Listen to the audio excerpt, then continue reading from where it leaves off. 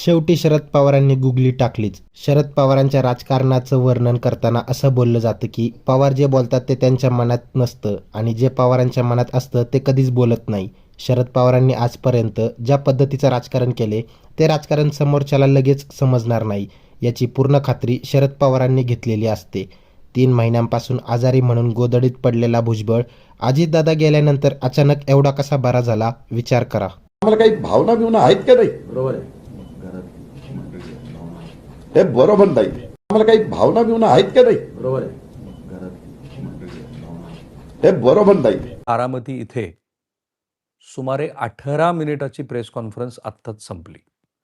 मी ती शांतपणे ऐकली आणि मला असं लक्षात आलं, शरद पवार यांनी महाराष्ट्राला, कमीत कमी त्यांच्या पक्षातल्या कार्यकर्त्यांना, त्यांना मानणाऱ्या, त्यांच्यावर प्रेम करणाऱ्या किंवा पवार कुटुंबामध्ये काय चाललेलं आहे ह्याबद्दलची ज्यांना उत्सुकता असते त्यांना संदेश दिलेला आहे. फार स्पष्ट संदेश आहे आणि त्या संदेशाने असं दिसतं आहे की पवार कुटुंबातले मतभेद हे पहिल्यांदा त्यांनी न कळत त्यांना जे काही सांगायचं त्या पद्धतीप्रमाणे सांगितले. सुनित्रा पवार यांचा आज उपमुख्यमंत्रीपदी जो शपथविधी होतो आहे त्यानुसार त्याची कोणतीही कल्पना शरद पवार यांना नाही.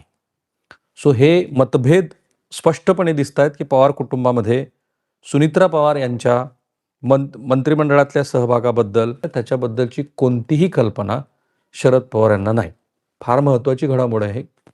इथून अनेक अर्थाने ह्या राजकीय घडामोडीला फाटे फुटू शकतात. त्याचबरोबर अनेक गोष्टी अशा असतील की ज्याची आपण कल्पना केली नाही आहे. म्हणजे त्याच्यामध्ये खूप सारे संदर्भ येतील. राष्ट्रवादी काँग्रेसच्या संदर्भामध्ये शरद पवारांनी आज एकत्रित होण्याच्या पद्धतीवरती 2 महत्त्वाची वाक्ये बोलली आहेत. एक, शरद पवार असं म्हणाले की दोन्ही राष्ट्रवादी काँग्रेस एकत्रित येण्यासंदर्भामध्ये माझ्या पातळीवरती काही सुरू नव्हतं. म्हणजे दोन्ही पक्ष एकत्रित आले तर ते भारतीय जनता पार्टीबरोबर जाणार का ह्या प्रश्नाचं उत्तर त्यांनी अप्रोक्षपणे दिलंय.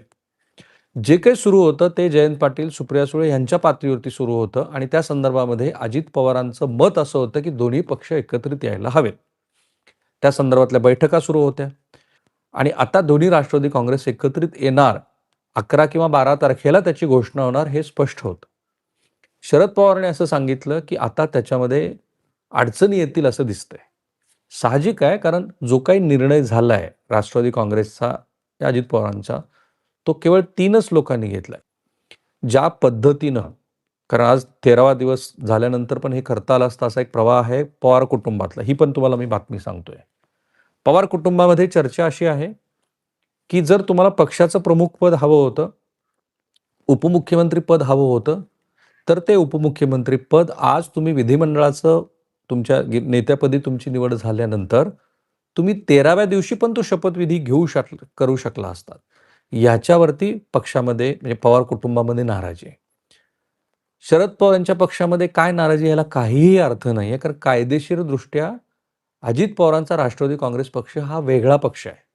त्यांनी त्यांच्या संदर्भामध्ये कोणता निर्णय घ्यावा हा त्यांचा मुद्दा आहे आणि म्हणूनच शरद पवारांनी सांगितलं की त्यांच्यामध्ये काय करावं हा निर्णय सुनील तटकरे यांनी घेतला, प्रफुल्ल पटेल यांनी घेतला आणि ते दुःख मला दिसतंय पवारांच्या बोलण्यात, विशेषतः प्रफुल्ल पटेल आणि सुनील तटकरेंचं नाव घेताना, की त्यांनी तो निर्णय घेतला. माझी माहिती वेगळीच आहे. माझ्या माहितीनुसार ही चर्चा जोरात सुरू झाली की सुनित्रा पवार ह्या उपमुख्यमंत्रीपदी त्यांची निवड होईल आणि त्या पवार कुटुंबातल्या कोणत्याही सदस्याला न सांगता मुंबईला गेल्यात असं पवार कुटुंबातल्या सदस्याकडनं दिसतंय. साधारणपणे असं घडलं असावं. आणि मग त्याच्यातनं एक प्रकारची ही भावना आली की इतक्या लवकर का करतोय आपण, हे थोडं थांबायला पाहिजे होतं. पक्ष जो आहे तो तुमचाच पक्ष आहे किंवा दिवंगत अजित पवारांची सगळी संपत्ती ही पण तुमचीच आहे. इथे चर्चा सुरू झाली की जर राष्ट्रवादी काँग्रेसमध्ये पुन्हा शरद पवार, सुप्रिया सुळे यांचा वर्चस्व वाढला तर आपल्याला अडचण होईल आणि त्यातनं असं दिसतं आहे की 3 लोकांनी मिळून हा निर्णय घेतला आणि सुनित्रा पवार ह्या मुंबईच्या दिशेनं रवाना झाल्या. त्यामुळे त्या प्रेस कॉन्फरन्समधलं श्री शरद पवार यांचं वाक्य की मला माहिती नाही हे 100% बरोबर आहे. शरद पवारांना ह्या संदर्भातल्या कोणत्याही घडामोडीची कुणीही कल्पना दिलेली नव्हती. पुढे चर्चा, पत्रकारांनी प्रश्न विचारला की अ, दोन्ही राष्ट्रवादी काँग्रेसच्या एकत्रीकरणाचं काय? त्याच्यावरती पुन्हा पवारांनी 2 भूमिका मांडल्या. ते असं म्हणाले, की दोन्ही राष्ट्रवादी काँग्रेस एकत्रित होण्याच्या संदर्भात आता मला अडचण दिसते, पण सगळं संपलेलं नाहीये. ही पवारांची खुबी आहे. ते जिथे प्रश्न संपतात तिथंच काहीतरी नवीन दार उघडून देतात. जर राष्ट्रवादी काँग्रेस अंतर्गत आत्ताची जी व्यवस्था आहे, ती व्यवस्था सुरळीत चालली, दोन्ही राष्ट्रवादी काँग्रेस एकत्रित आले तर चांगली गोष्ट आहे. पण समजा नाही झाले आणि पुढे राजकीय काही बखेडे निर्माण झाले, तर एक महाद्वार जे शरद पवार रूपानं आहे, ते महाद्वार कायमच उघडं असणार आहे. त्या दृष्टीनं शरद पवारांनी आज पहिल्यांदा अधिकृतपणे सांगितलं, की पुतण्या अजित पवारांच्या बरोबर त्यांच्या संदर्भामध्ये काय चर्चा झाली होती, की दोन्ही राष्ट्रवादी काँग्रेस एकत्रित कसे येतील? त्याच्यामध्ये जयंत पाटील हे कसे सहभागी होते? शशिकांत शिंदे हे कसे सहभागी होते? हे शरद पवारांनी आज महाराष्ट्राला सांगणं, हे पण लक्षात घ्यायला हवं. शरद पवार, सुप्रिया सुळे यांचं वर्चस्व पक्षात कुठल्याही पद्धतीनं तयार होऊ नये. पक्षातल्या आमदारांना वेगळा विचार करण्याची संधीच मिळू नये, अशा दृष्टीनं हे झालं असावं. पण या क्षणाला शरद पवार यांच्या या 18 मिनिटाच्या प्रेस कॉन्फरन्समधनं महाराष्ट्राला जो संदेश गेलाय तो हा आहे, की पवार कुटुंबामध्ये आलबेल नाहीये. त्यांच्या पक्षातल्या घडामोडी ज्या घडत आहेत त्या पद्धतीनं त्या घडणं योग्य नव्हतं. थोडंसं थांबायला हवं होतं. जर पक्षाच्या प्रमुखपदी आज तुमची निवड झाली असती आणि 13 दिवस संपल्यानंतर 13व्या नंतर जर तुम्ही ह्या संदर्भामध्ये शपथ घेतली असती तर काय हरकत होती? अनेक लोकांना असं वाटतंय, मी ते सांगेन, की प्रफुल्ल पटेल आणि सुनील तटकरे यांच्या संदर्भात. महत्त्वाचं असं आहे, की जो निर्णय घ्यायचा, की दोन्ही राष्ट्रवादी काँग्रेसच्या विलिनीकरणाचा निर्णय हा केवळ आणि केवळ अजित पवारांच्या कुटुंबियांच्या मर्जीवर अवलंबून आहे. आज तेच झालंय. जे शरद पवारांनाही थेट बोलता नाही आलं, पण ते बोलतील कधी ना कधीतरी. या संदर्भामध्ये जोपर्यंत पार्थ पवार, सुनित्रा पवार यांचं मत असं होत नाही, की दोन्ही पक्ष एकत्रित व्हावे, या सद्यस्थितीमध्ये पुढचं माहीत नाही. तोपर्यंत राष्ट्रवादी काँग्रेसच्या एकत्रीकरणाची प्रक्रिया सुरूच होणार नाही. सुरूच.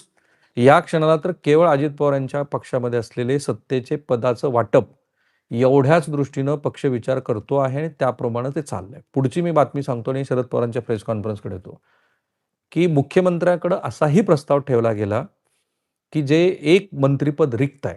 माझी माहिती अशी होती ते जयंत पाटलांसाठी ठेवलं होतं. जे एक मंत्रिपद रिक्त आहे, त्या मंत्रिपदाचा पण शपथविधी व्हावा, त्याला मुख्यमंत्र्यांनी नकार दिला. मुख्यमंत्री म्हणाले, की ती परिस्थिती नाही आहे. आता आपण अजित पवारांच्या कुटुंबानं जो निर्णय घेतला त्याचा सन्मान करून त्याच्यात भाजपचं पण एक राजकारण आहे, पण ते नंतरच्या विश्लेषणातनं मी सांगेन. आत्ता जे शरद पवारांच्या ह्या प्रेस कॉन्फरन्समधनं संदेश गेला आहे, तो हाच आहे, की जे घडतंय ते त्यांना मान्य नाहीये. पण म्हणूनच त्यांनी आज येऊन संदेश देणं हे मला वाटतं, की एक प्रकारचा संदेश आहे. तो सगळ्यांसाठी आहे. तो प्रफुल्ल पटेलांसाठी पण आहे, तो सुनील तटकरे यांच्यासाठी पण आहे आणि नरेश अरोरासाठी स्पेसिफिक आहे.